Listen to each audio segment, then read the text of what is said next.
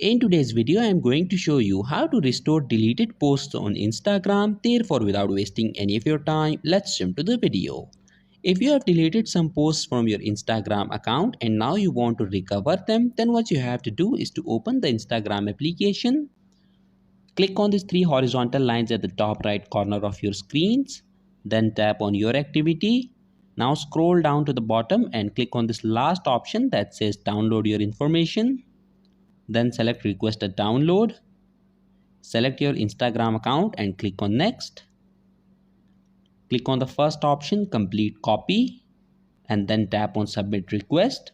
After you click on submit request, a file containing your deleted posts on Instagram will be sent to your email address.